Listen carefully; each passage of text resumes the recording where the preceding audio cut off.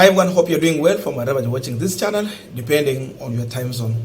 Now, regarding Gachagua, Ichung'Wah, and some of the other leaders in Kenya Kwanza from Mount Kenya region have always tried very hard to associate themselves with the Mau Mau fighters.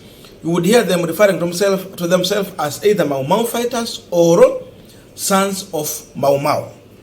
But yesterday, the Azimio la Umoja used the opportunity to challenge regarding Gachagua and Ichung'Wah to come out and confirm if really they are sons of Mau Mau fighters. And this was a real bombshell to Rigathi Gachagua, because Gachagua is trying every means possible to come out as the current leader from Mount Kenya region, who seemingly want to act as the kingpin of Mount Kenya region to lead the community. That's why you will see him always referring to himself as a son of Mau Mau. So Raila is asking simple question. Number one, if you are saying that you are a son of Mau Mau, can you confirm to us the service number of your father? Because then if you are a son of Mau Mau, then it means your father was a Mau Mau fighter. Come and confirm the service number. Same thing to Ichung'Wah. And number two, where is now the real bombshell, Raila is challenging Gachagua to tell Kenyans about his relationship with the chief Nderi Gachagua Wang'ombe, who was assassinated by the Mau Mau fighters in 1953. He was coming from Madeira, where Gachagua is coming from. That seemingly, he's saying that this was your father, and he was assassinated by Mau Mau fighters. And if he was assassinated by Mau Mau fighters, it means he was a traitor, but not part of the Mau Mau fighters. And let me just quote him. This is what he's saying. Gachagua and Ichung'Wah claim that they are the sons of Mau Mau. I want to challenge them to give us the Mau Mau service number of their father and tell us which forest they fought in. Walikuwa msitu gani wakipigana? Let them come out and respond to this. If Gachagua will be man enough to come out and explain to Kenyans his relationship with Nderi Gachagua Wang'ombe, then people will know who he is. As long as he will keep quiet, you will understand. This was a collaborator.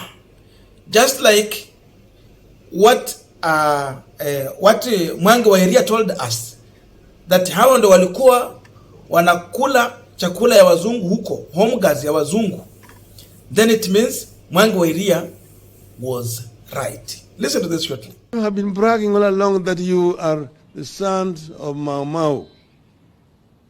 You and your other counterpart called Ichung'Wah. I want to challenge you today, Mr. Gachagua, to tell Kenyans your relationship with the Chief Nderi Gachagua Wang'ombe,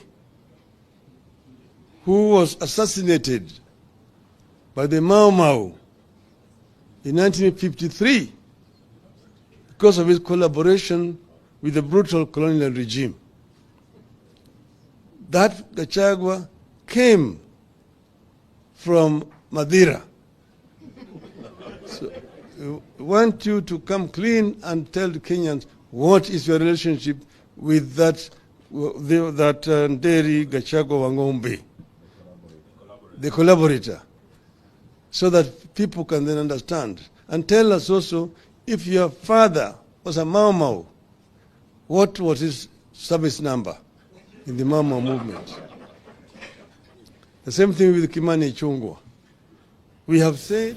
Now we are continuing the particular discussion, but there's a quick request for those who are watching and you are not subscribed. Please consider subscribing. To our returning subscribers, I must say thank you so much. And again, to all our viewers, please give this video a thumbs up.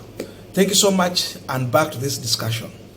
Now, there are about 2 to 3 reasons why Raila Odinga is coming out to challenge Gachagua, because someone will be asking, what is the interest of Azimio in all this issue of asking Gachagua to come out about the issue of Mau Mau? The obvious reason we said in the beginning is all about Gachagua or let me say Gachagua, his own interest in a political leadership of Mount Kenya region, and then the Azimio la Umoja interest in Mount Kenya region politics. Gachagua want to take over as the next leader, but then we still have Uhuru Muigai Kenyatta, who is still the Azimio la Umoja chairperson, who was given the mantle as the leader of the mountain. So Uhuru need to hand over to the next person if you want to exit the active politics. So there is a fight between Uhuru and Gachagua to take over. So for Azimio, they are in touch with Uhuru Kenyatta, who is a leader, and of course a son of a Mau Mau fighter. The mother was in trenches fighting the father to an extent of being jailed. So when he says a Mau Mau son, indeed he is. So that is the reason number one. They have to try every means possible to shed the light so that the mountain will know that Gachagua was not a Mau Mau fighter or a son of a Mau Mau fighter. Instead, his father betrayed the entire community when they were fighting for their freedom. So he should not come out as a person who wants to show leadership or lead the community when indeed the entire family of Gachagua betrayed the community. Hafai akuwe karibu na mahali pa uongozi. He's a betrayer. And of course, even as of now, you can see where Gachagua and Kimani Ichung'Wah Ndindi Nyoro took the people of Mount Kenya to. Waliwapeleka kwa William Ruto. Saizi kina waramba. So still he's just playing the same game. Betrayal. As we're speaking now, you can see the business that has been being targeted as of now. And Mother Karua talked about this one. It is the business from Mount Kenya region. Because those are the people who are in business here. Karua said that the community is being targeted in this first financial bill of William Samoei Ruto. But when the leaders from Mount Kenya region speak about this, those who are coming from the Kenya Kwanza side, you would see how Gachagua would respond so harshly. So he's still continuing with the spirit of betrayal to the community. That's number one. Number two, it is now the new brand of Kenya Kwanza way of approaching the Mount Kenya region politics, especially dealing with the youth. And a youth who will be singing the Mau Mau songs. You try to come out and speak your mind. You defend the leaders from Mount Kenya region. You are being profiled as a Mungiki. Look at that. And I think Jeremiah Kion also is saying something about this. Kenya Kwanza regime must stop profiling Mount Kenya youth as Mungiki or as drunkards. Any attempt to profile and vilify the community or to claim back gains made will be resisted very strongly. That is Jeremiah Kioni. So you can see, the question is, why is it that this regime is not comfortable when the youth from Mount Kenya region comes out and sing the Kikuyu songs that has been associated with the Mau Mau fighters, especially when they started intimidating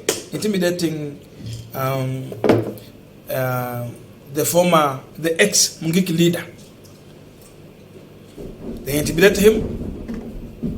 Then the youth come out to defend him. It becomes a problem. Those who stand with the Uhuru Kenyatta when he's going through intimidation by this government, they are being viewed as Mungiki. So look at that. So instead of handling the problem, Gachagua, just as a betrayer, because he was the father was a traitor to the Mau Mau fighters, Gachagua is continuing with the same spirit. So instead of dealing with the issue the way it is coming politically, they bring in the issue of Mungiki. These youth are sons and daughters of Mau Mau fighters. But because Gachagua would not want them to come out and speak their mind, to demonstrate, I want to tell you, any youth who will be involved in demonstration from Mount Kenya region, they are going to view them as Mungiki. Cost of living is high. So ukijaribu tu kuamuka useme nge, wewe ni Mungiki. So you profile so that they cannot come out and speak their mind. That's why Raila Odinga is speaking to this issue. That's why Jeremiah Kioni is saying that they will not take it lightly. You cannot gag people so that they cannot speak their mind. They cannot express their feelings and their own view about this government. So anything that will be organized in Mount Kenya region in terms of protest, hiyo inaitwa Mungiki. Hawataitwa Maumau, hawataitwa hustlers tena. Hao ni Mungiki. Kulingana na Rigathi Gachagua, kulingana na Kimani Ichung'Wah. Something that should have never happened. So Gachagua, instead of protecting the community, he has decided that if you don't agree with him, you are a Mungiki, but not a Mau Mau. But during campaign, these were hustlers, these were mamambogas, these were sons and daughters of Mau Mau. Today, there is something else. So, and lastly, you will see Rigathi Gachagua, as of late, he has been busy fighting Uhuru Muigai Kenyatta using every means possible. And one question one would ask is that, if you are a son of Mau Mau, since when did we saw Mau Mau engaging in a divisive fight or politics, whereby now you are fighting among yourself? If you don't agree, support where you want, but not this kind of fight. You would see Gachagua coming out, he sent goons to go and invade Uhuru Kenyatta's, Mama Ngina Kenyatta's Northland farm. They destroy properties. And that's why you see Martha Karua is saying here, the verification of our Azimio chairman, Uhuru Kenyatta, is part of this evil scheme to subdue a whole community and region. This is total unnecessary. That's the thing. So, Mau Mau sons will never fight among themselves. But because Gachagua is initiating a fight, destruction, and destruction of properties, it means he's not one of them. Instead, he is just still in anger because the Mau Mau fighters killed his father. If really what Raila Odinga is saying is something to go by. Sasa yako na ile machungu ya baba yake aliuawa na Mau Mau fighters.